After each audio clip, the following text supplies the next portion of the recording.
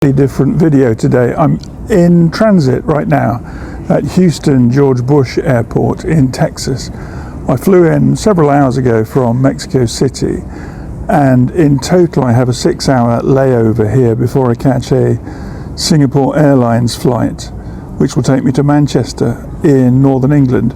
And I love being in airports. There's no doubt about it in my mind. It's one of those places where I can instantly switch off. I love the travel itself of being on an aircraft, but also the whole process of needing to organize those little bits and pieces that you might take with you in your rucksack. I've got one here, and the sorts of things that are necessary to have your tickets and your boarding pass and your passports ready, and to go through that actual process in advance of the actual flight itself. I love all of that. I'm in a really nice terminal. It's Terminal D in Houston. Before my check-in desk opened, I had to wait 2 hours downstairs on the ground floor, which is a horribly grotty sort of place. It had one tiny little coffee shop, but here upstairs are all the normal duty-free shops for chocolates and perfume and ridiculously overpriced things. How anybody ever falls for the duty-free aspect of things. SQ51 is waiting for the following passengers. Passenger Luke Grant Danielle, passenger Catherine Farrington. I had to stop then because there was an announcement for 4 particular passengers for the Singapore Airlines flight from gate D10. That's not me, that's my flight, but it wasn't me. Somebody obviously hasn't checked in their luggage.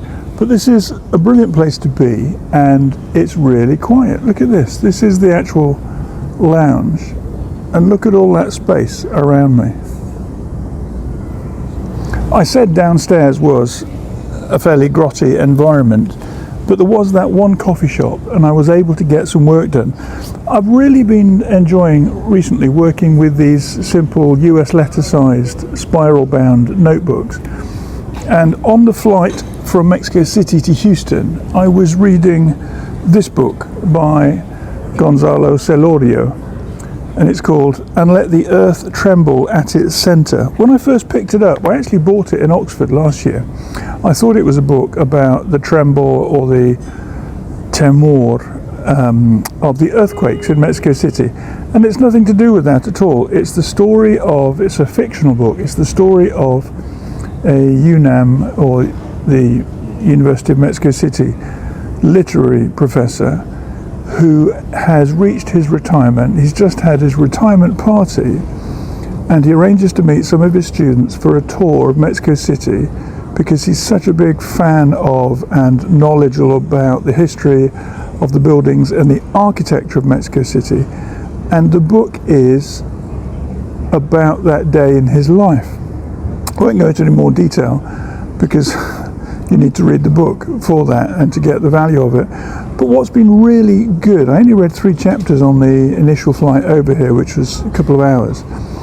What's been brilliant about reading this book is the passion that the author puts into describing the minute detail of this city life, capturing the detail of the street traders, the hawkers, the salespeople, the food stalls, but also looking at the different history of the buildings and how those have developed over centuries.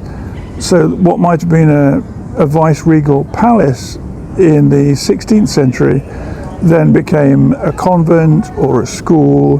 Then it's been split into apartments in the 20th century, and you see the life of the city through this man's walkabout around the historic city centre. So I've really been enjoying that. But when I got downstairs, or when I arrived here at Houston, I got a coffee downstairs and I picked this book from my rucksack, and I've just started scribbling ideas about the story, because sometimes when we cannot write, what we need to do is just grab a pen and a pad of paper and start writing. So the notes I've made here are just my reflections on what I read during the course of the very short flight from Mexico City here to Houston. But after about 2 pages of working through why I related to or reacted against certain aspects of Silorio's opening chapters of his book, what it has allowed me to do is work out what I think might be missing from the story of my young detective who's just come in from the States after a month's secondment with a US police force over there, and now he's working at his first week back in Mexico City with his sergeant, with his loyal team of people who he's used to. But I'm using the story here. Yes, there is crime fiction involved, but what I'm trying to do is capture the spirit of Latin America and get a strong sense of what this city means to me, and doing that through the source of, or doing that with my young detective being the source of those stories. Forgive the shakiness of this video, because I don't have a tripod. I've just literally got my arm balanced on the seat rest behind me. And I just wanted to talk about that process. The other thing I was doing is I've been using my little wrist pouch or man bag that I've referenced in previous videos, and I've just got 3 pens in it for today for writing. One is a Pentel Feel It, the little black biro, and then the other pens, I'm going to have to take them out of the pouch to remember what they are. Oh yeah, the red marker pen is a Pilot, and the blue one, I've bought several of these. This is a Pinpoint by a company called Razor, and I got these from Office Depot in Mexico City last year. I bought a box of them, maybe 10 or 12 in the box. But it's just nice because I've got a red, a black and a blue pen with me on this particular little adventure, writing at an airport terminal. It just goes to show you and I can write wherever we feel motivated to write and wherever we feel there is opportunity to do so. And I would say don't wait to be perfect. Like I've said, I picked up this spiral bound book. It was a clean book. I knew I wanted it for the longer journey, certainly from the States back to the UK, because that's a 10+ hour flight. And I knew that at some point I would probably want to do some scribbling or to capture some ideas and get some notes down.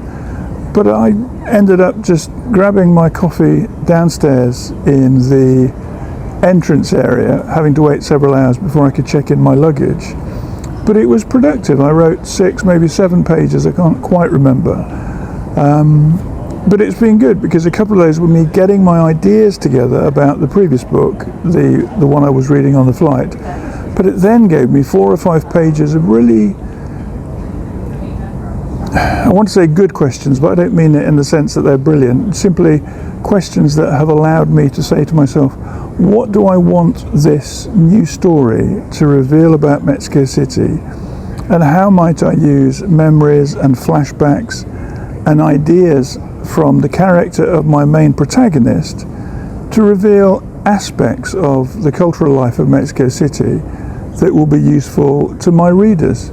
So I'm going to go and see how we are getting on with the details for my flight. But this is how quiet my terminal area is. If I just show you around with me, some beautiful artwork on the wall there. That one, I looked at it earlier, it's by an Indian-born painter who lives in Houston. But it's just one of several large pieces of art that are along the side of the walkways here in the terminal.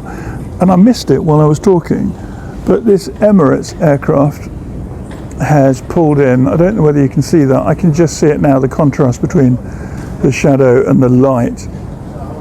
But that aircraft there has pulled in while I've been chatting for the last 7 or 8 minutes. And that will be flying non-stop across to the Middle East later on this evening. And it's great to be in an airport. I'm not suggesting you buy an airport ticket or a flight ticket just to be in an airport to write, but I love the fact that everybody is in transit, and so to some extent people are the most real they can be, whether they're phoning home, whether they're catching up on their laptops for work activity, whether they're talking to a loved one at distance or somebody who's just dropped them off at the airport, doesn't matter. Some people like me were walking around the duty-free going, I can't believe these prices, they're outrageously expensive. And other people are just buying little souvenirs and bargains to take home as gifts for the people they've been away from for a long time. But that's my 10 pennyworth for today, just a little video about the value of writing while you travel, but also thinking about the input that you have into the story that you're writing currently or about to write, and looking at how your thinking and your writing process might be influenced for the good by something you've been reading prior to putting pen to paper. You know the story, wherever you are, happy writing. El dispositivo de iluminación se activará automáticamente en contacto con el agua. In case of a water event, use the buttons that get located under your seat or under the seat.